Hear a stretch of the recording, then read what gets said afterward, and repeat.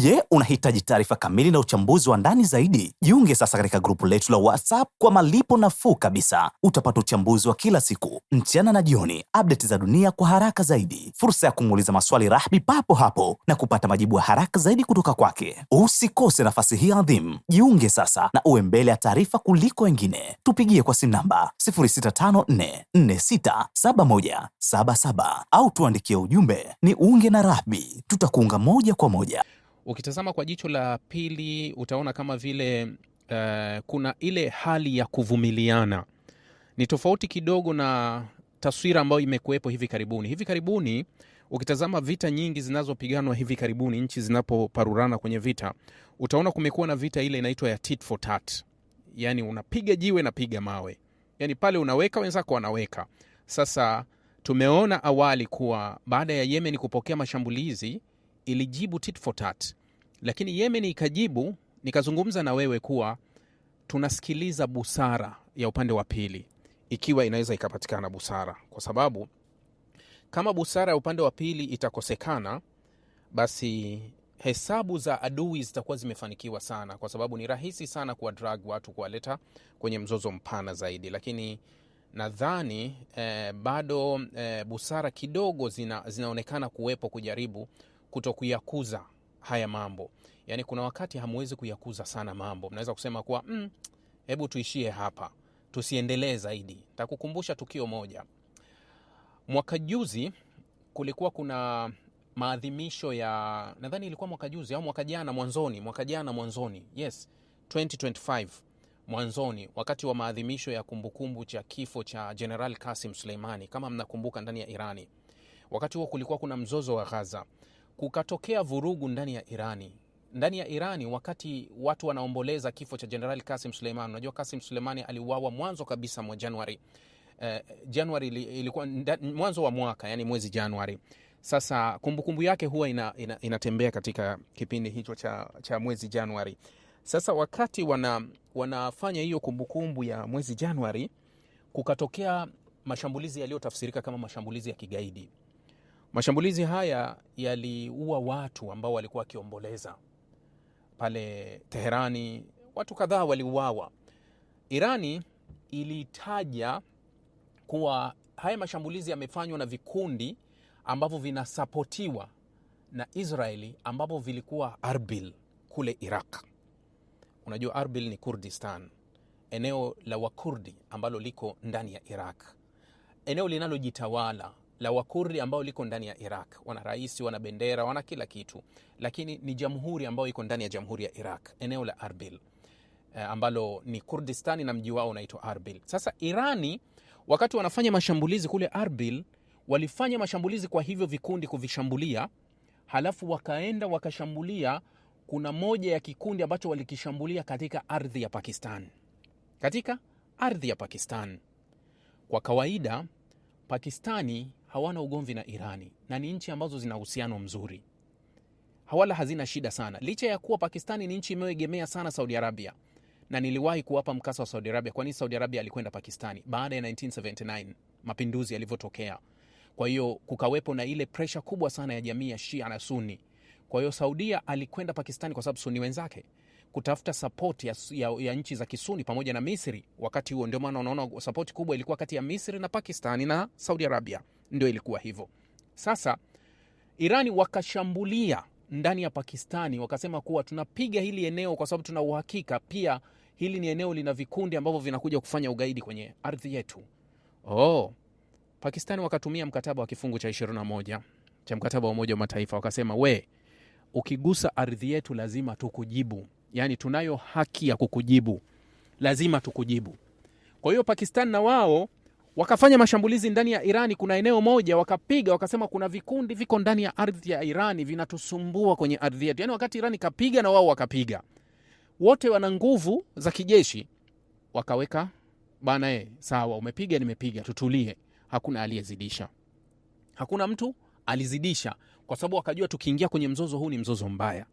Kwa hiyo wakaamua kutulia. Kwa hiyo kuna wakati unaamua kuchutama baada ya taulo kukudondoka. Sio tu lazima upambane, au sio kila lazima kile kinakuja mbele yako ujaribu kupambana nacho. Kwa hiyo swala la Yemen na Saudi Arabia bado ni angalau kuna busara, japo siwezi kusema kuwa watu wanaweza kushindwa kutoka kwenye mstari. Huenda kuna wakati wengine watu wanatafuta njia, au kuna wengine labda wanatafuta nguvu upande mmoja, kuwa nirudi kwa kiasi gani, kwa sababu nitazalisha la kuzalisha. Lakini kwa hivi karibuni Saudia wamekuwa na kitu kimoja, kuwa wanajaribu kuepusha sana, kwa sababu unajua jicho linaposoma kwenye Uislamu mara nyingi linagonga Saudi Arabia, hasa inapokuja madhehebu ya Kisuni ambayo ndio madhehebu makubwa kabisa ya Waislamu. Unajua zaidi ya Waislamu 90% duniani ni Sunni, na Saudi Arabia anaonekana kama ndio kiranja wa Sunni. Sasa wakati ulimwengu ambao unaonekana kuwa madhila makubwa, vurugu kubwa, mauaji makubwa, dhulma kubwa inatembea sana kwenye ulimwengu wa Kiislamu, yani nchi zinazoumia sana kwenye hizi vurugu za dunia ni nchi ambazo zenye idadi kubwa ya Waislamu. Sasa nchi ambazo zina idadi kubwa ya Waislamu na nchi ambazo ni viongozi wa Waislamu inatakiwa zionyeshe mfano, kuwa zisiwe zenyewe sababu ya kuongeza vurugu na machafuko kwenye nchi zingine. Kwa hiyo kuna wakati kuna ile inaonekana kama tutumie busara kiasi fulani. Kwa hiyo unaweza ukauona huu mgogoro kama bado umeshikiliwa sehemu, yani hawataki kuuachia moja kwa moja, yani spark iruke, ifanye nini vyovyote vile, lakini kiasi kikubwa wanajitahidi kujaribu kuzuia. Wakati huo inaonekana nilikuwa nimesoma jarida moja ambalo lilikuwa linasema liliandika hii taarifa imeandikwa kwenye gazeti la Israeli la Hayom. Inasema hivi: Tehran threat to turn region in hell as US strikes southern Iran. Yani wanasema Irani yatishia kuigeuza eneo hilo kuwa jehannam, huku Marekani yenyewe ikifanya mashambulizi yake kusini mwa Irani. Sasa kabla sijakuletea hii taarifa, hii inafuatana katika hili ambalo linaendelea la Irani.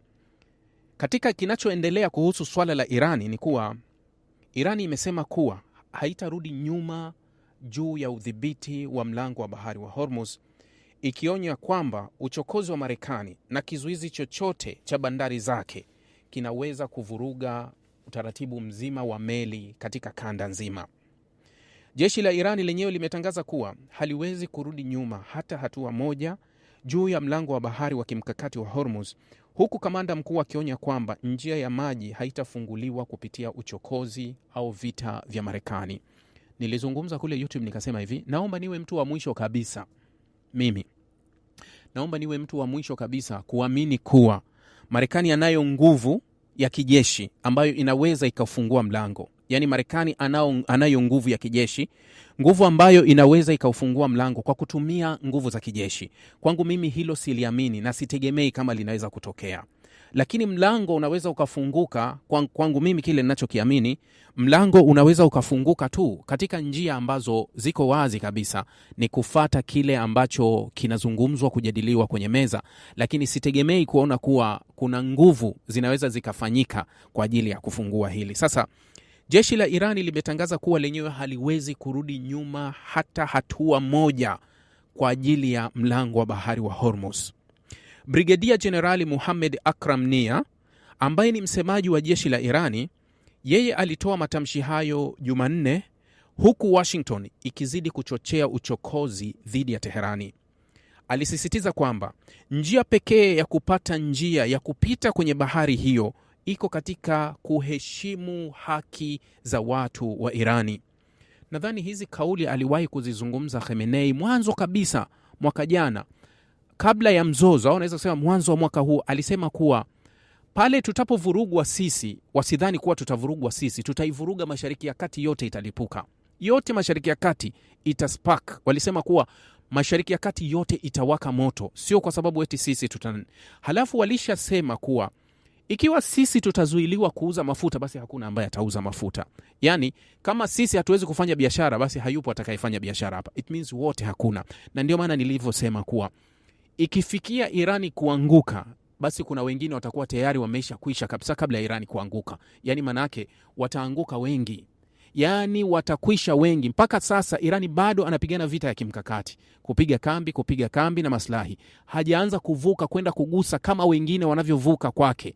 Licha kuwa kuna mashambulizi yanafanywa kwa Irani, yanatoka kwenye nchi za Gulfu, yanaenda mpaka kwenye maeneo ya kiraia ya Irani. Masoko mengi yameshambuliwa. Tulishuhudia benki zikishambuliwa, tumeshuhudia madaraja yakishambuliwa, tumeshuhudia shule zikishambuliwa, tumeshuhudia mambo mengi ya kiraia yameshambuliwa. Bado Irani hajagusa huko.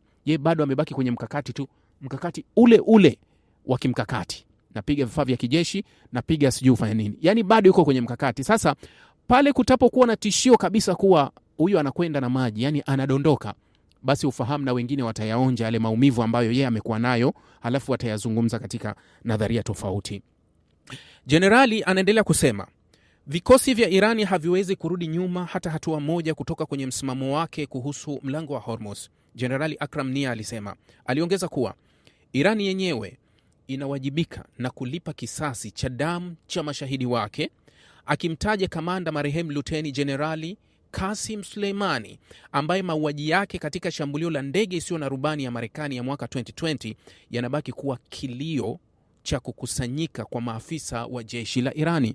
Niliwahi kuwaambia hii hadithi kuwa moja ya kitu kilichowahi kuwauma sana wa Irani, msiba uliowahi kuwauma sana wa Irani, ulikuwa ni wa General Qasim Suleimani. Yani naweza kusema misiba miwili wa Irani imewauma sana, kati ya General Qasim Suleimani na Khamenei. Unashangaa pale Donald Trump anapoambiwa na wewe tutakuua, yeye anakosa raha hata usingizi unaoshindikana. Niliona leo gazeti moja la Israel lilikuwa limeandika kuwa Irani, yani ikimnukuu moja wa maafisa wa Marekani, wanasema kuwa Irani inaweza kumuua Donald Trump hata ndani ya White House. Yani wanasema kuwa watamuulia ndani ya White House. Jinsi alivyokuwa amechukua hiyo kauli, anasema vile. Sasa msiba wa General Qasim Suleimani, licha ya kuwa Irani kudai tumelipa kisasi na kulipa kisasi, Irani hawajawahi kutimiza kisasi chao cha General Qasim Suleimani. Hawajawahi. Sasa hivi kuna la Khamenei, manake wana visasi viwili vikubwa, acha maafisa wa kawaida ambao waliouawa, lakini hawa wawili huwa roho inawauma mno. Au unaweza kusema General Qasim Suleimani roho huwa inawauma mno. Fikiria, General Qasim Suleimani ameuawa 2020. Leo tunazungumza 2026. Yani takriban miaka 6 imetimia, yani miaka 6 na nusu karibu. General Qasim Suleimani ameuawa, lakini wa Irani wanalizungumza kila mara, wanajadili, wanataja General Qasim Suleimani, General Qasim Suleimani. Yani hawajawahi kuondoka kwenye hilo, maana yake kuwa kisasi chao still bado kipo. General Nia anaendelea kusema, kauli hizo zimekuja huku vitisho vya pande zote vikiongezeka na uvumi ukiongezeka kuhusu mustakabali wa usambazaji katika eneo muhimu la kukwama kwa mafuta, ambapo takriban 1/5 ya usambazaji wa mafuta duniani hupita. Wachambuzi wanaonya kwamba ongezeko lolote linaweza kupanua wigo wa mapambano kutanuka zaidi katika eneo kubwa la Ghuba. Chanzo cha kijeshi ambacho kimeonya kuhusu athari za kuzingirwa kwa bandari katika maendeleo yanayohusiana na hayo, shirika la habari la Irani Nur News lilinukuu chanzo cha kijeshi ambacho hakikutaka kutajwa jina lake kikionya kwamba kuzingirwa kokote kwa bandari za Irani kutasababisha hali zisizotarajiwa kwa eneo hilo na uchumi wa dunia nzima. Jibu la kuzingirwa kama hilo litakuwa zaidi ya hesabu za kuzidi mawazo ya wapiganaji wake. Chanzo hicho kilisema, kulingana na Nur News, athari zake hazitaishia Irani pekee. Nadhani nilizungumza mchana wakati nazungumza. Chanzo hicho pia kilionya zaidi kwamba kizuizi kingesababisha kufungwa kwa njia nyingi za baharini. Nilisema mchana kuwa kitachofuata ni Bab el-Mandeb itafungwa. Njia nyingi. Maana hapa wazungumzi kuhusu hii. Wanasema njia nyingi. Na hivyo kuvuruga meli za kimataifa zilizo mbali na karibu eneo lote la Ghuba. Yani uelewe lengo linalokusudiwa na linalofuatwa.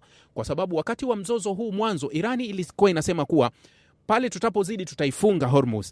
Dunia ikawa inapuuzia, inaona kama vile mfamaji hana uwezo wa kufikia hapo. Yani dunia waliona kama vile lilikuwa ni tishio tu ambalo halina uhakika ndani yake. Mpaka lilivyokuja kutimia ndio watu wakasema, ala, kumbe walikuwa wanasema kweli. Kwa hiyo hata hili la Bab el-Mandeb limekuwa likizungumzwa, lakini pale Wahuthi watapoona bosi wao Irani anaelekea kuzidiwa, watamuongezea silaha. Na silaha watakayomuongezea wataifunga Bab el-Mandeb. Hata hivyo, IRGC, jeshi la wanamaji la Irani, lilitangaza Jumanne kwamba lilikuwa limelenga meli 2 kuu za majini katika mlango wa bahari wa Hormuz baada ya kukiuka sheria za usambazaji baharini, huku pia likirusha makombora na ndege zisizo na rubani dhidi ya kambi ya kijeshi ya Marekani inayoendeshwa huko Bahrain.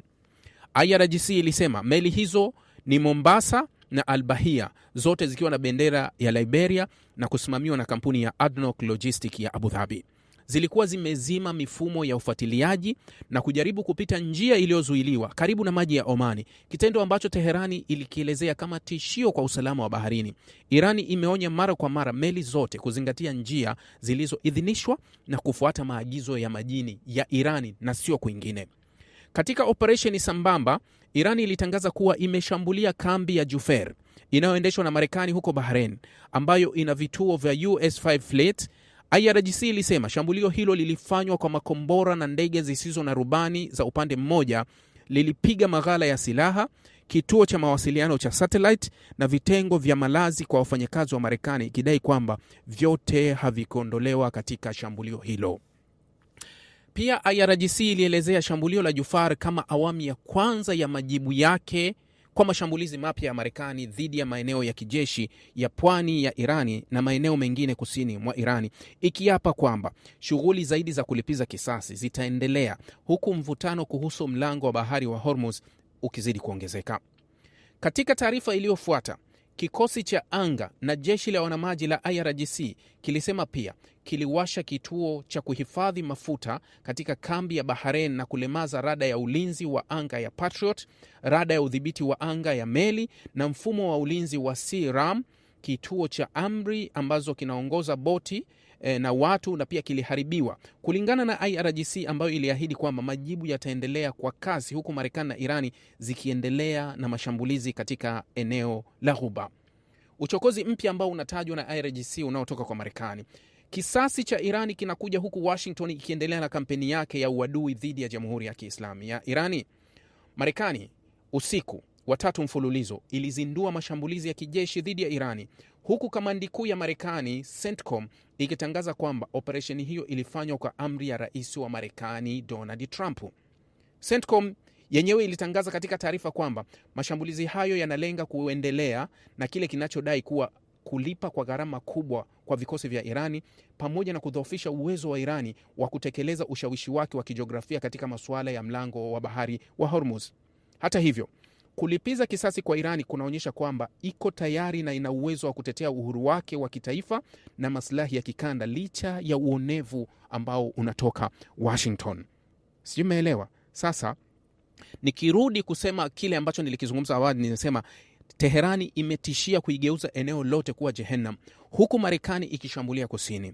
Mshauri mkuu wa spika wa bunge la Irani ametishia kutakuwa na vita kubwa ya kikanda baada ya rais wa Marekani Donald Trump kusema Washington inaweza kushambulia kituo cha nyuklia cha chini ya ardhi cha milima ya Pikes cha Irani. Shirika rasmi la habari la Irani IRNA liliripoti kwamba makombora 4 ya Marekani yalishambulia Bushehr.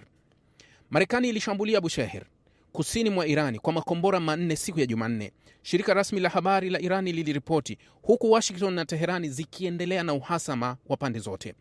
Kulingana na ripoti hiyo, shambulio hilo lilikiuka makubaliano ya muda kati ya Marekani na Irani, pamoja na kuharibu maeneo kadhaa ya miundombinu kuzunguka mji wa kusini. Picha za video zilizowekwa mtandaoni zilionekana kuonyesha angalau athari moja karibu na bandari ya mji wa pwani. Hapo awali, mamlaka ya Bahrain ilisema kuwa ilikuwa imezuia shambulio la ndege zisizo na rubani la Irani, pamoja na kukamata ndege 4 zisizo na rubani zilizorushwa kutoka Irani kupitia mji mkuu wa Manama. Vyombo vya habari vya kimataifa pia viliripoti kwamba meli 2 za kibiashara zilishambuliwa katika sehemu ya kusini ya mlango wa Hormuz. Meli ya mafuta aina ya Stolt Magnesium ilishika moto Jumanne baada ya mlipuko uliohusisha kifaa cha nje kisichojulikana wakati ikisafiri katika bahari ya Arabia karibu na Oman, kulingana na mwendeshaji wa stock tanker. Tukio hilo lilitokea saa 6:40 mchana kwa saa za huko, pamoja na saa 8:40 kwa saa za huko, na kusababisha moto katika chumba cha engine cha meli. Kampuni hiyo ilisema katika taarifa, wafanyakazi wote walikuwa salama na hawajajeruhiwa. Kampuni hiyo iliongeza wafanyakazi wakaanza kuzima moto. Wakala wa uendeshaji wa biashara wa Bahrain wa Uingereza iliripoti tukio ambalo lilifanyika maili 40 baharini, au unaweza kusema kilomita 74 kaskazini mwa Qalhat, Oman, lililolenga eneo la stored magnesium katika data ya usafirishaji ilionyesha. Sasa msemaji Mehdi Muhammad, mshauri mkuu wa spika wa bunge la Irani Mohammad Ghalibaf, yeye alisema katika rekodi ambazo zilichapishwa na chombo cha habari cha Irani International kwamba vita kati ya Jamhuri ya Kiislamu ya Irani na Marekani vimeanza tena, akiongeza kuwa vikosi vya kijeshi vya Irani vimekuwa vikijiandaa kwa muda mrefu kwa hatua hii ya mzozo kwa sababu walifahamu. Mohamed alisema jeshi la Irani lilikuwa tayari kukabiliana na Marekani kwa silaha mpya na mipango ya uendeshaji.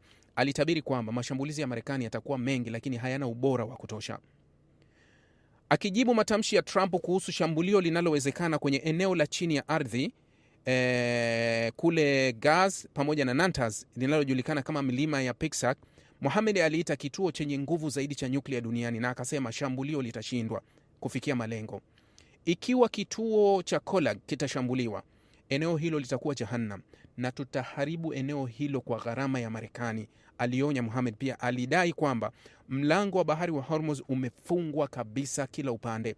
Akasema Irani haitaruhusu meli yoyote kupita kwenye kizuizi cha majini.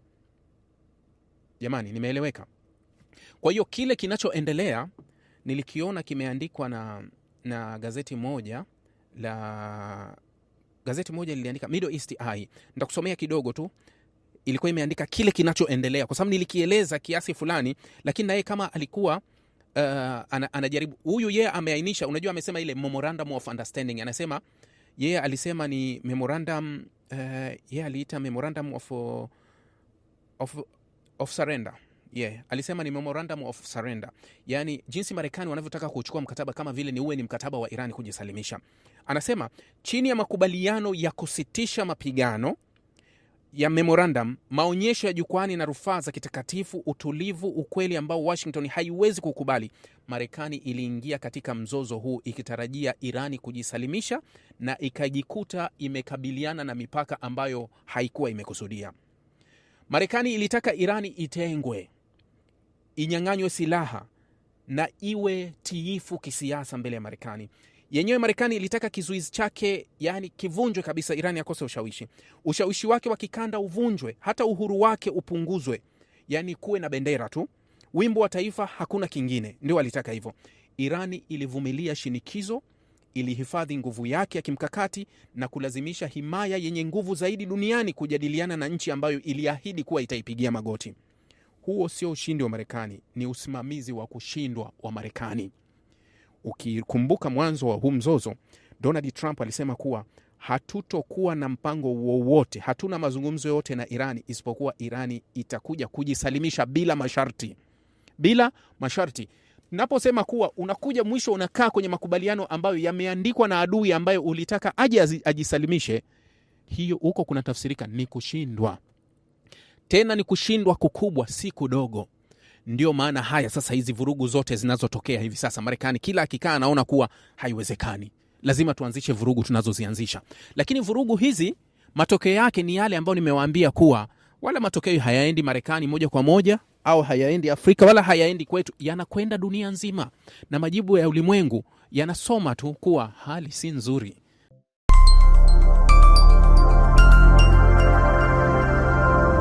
Rahby